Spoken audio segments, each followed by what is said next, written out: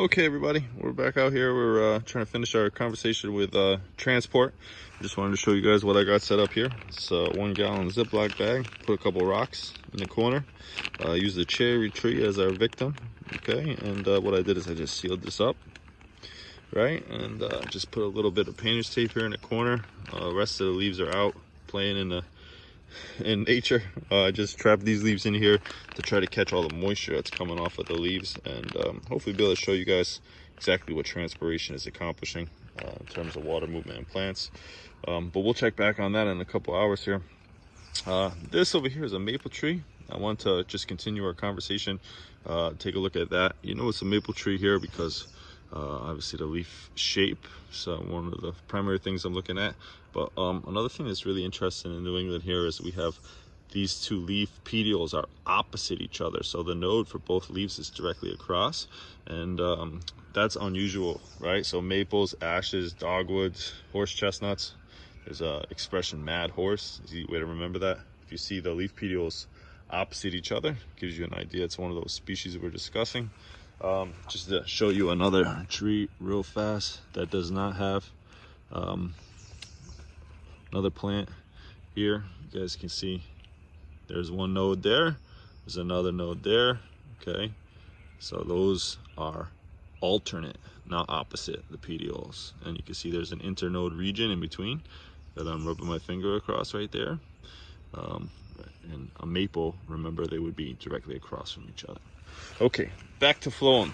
All right, so here's where sugars are going to be made.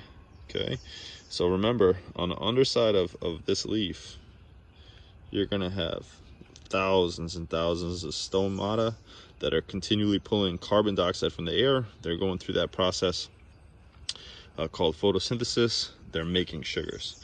Now, the sugars that are being made by this are going to travel down the branch, and they're going to establish gradients in the root system.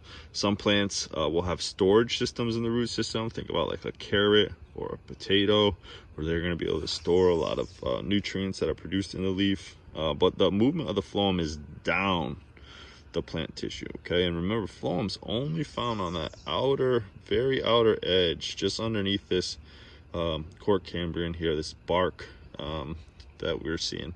And so phloem is going to be alive, and it has companion cells that help keep it maintain its well-being and everything, and those cells are continually dividing and growing outward. So as the tree gets bigger, the phloem still stays right on that outer edge, and the phloem again is transporting the materials down.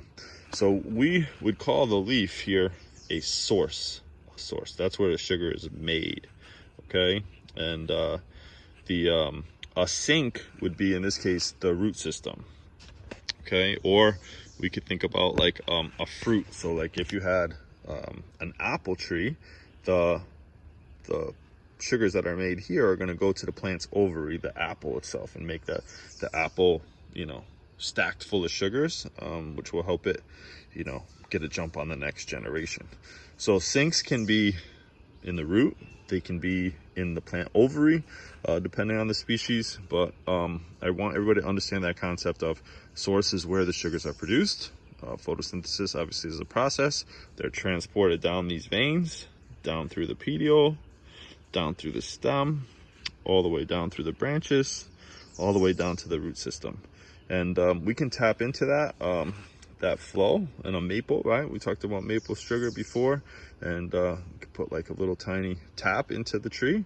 If we took too much sugar from the tree, it would kill the tree, right? But we could take just enough from several trees, and you maybe have seen the systems running in the woods where they have the hoses connected or the buckets on the side of the tree to catch the sap when it's running. And that's how that's done. That's all sugar sap that's transported in the phloem. Okay, I hope I'm clear, or I've been clear on most of this stuff.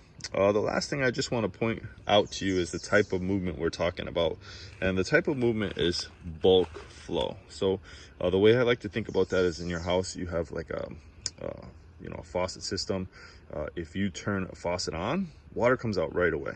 Okay, so that right there obviously is a sink, right? You got to turn the water on, water is going to come out of the faucet right away. If that faucet is off, water is still there. It's just not being deposited into the sink. Does that make sense? And that's the same system that exists in these plants that we're discussing. So sugars are going to move through bulk flow through the phloem. Wherever the demand is, wherever there is a faucet on, like an ovary growing or sugars that are being consumed rapidly in a region, that's where those sugars are going to be deposited into the sink. I hope that all has made sense. At this point, I want everybody to understand xylem, phloem, how waters are transported in plants. Again, water, we got two main types of cells, which are dead at functional maturity. Just to reiterate, those two types of cells are tracheids, and we got vessels. In terms of phloem transport, sieve tubes, right? And those are alive at functional maturity. They have the companion cells to help them. And typically water is moving up a plant. The thing that enables water movement, again, root pressure. You have cohesion tension in the middle part of the plant, the stem or the trunk. And at the top there, we have transpiration, right? So that's how water is moving.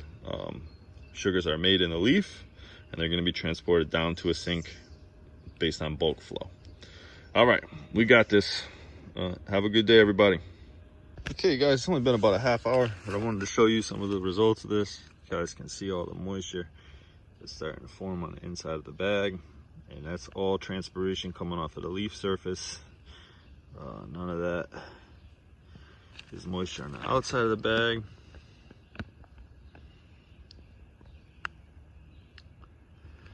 All right, but we'll leave this, see if I can't show you in another video, but we'll leave this maybe overnight or something.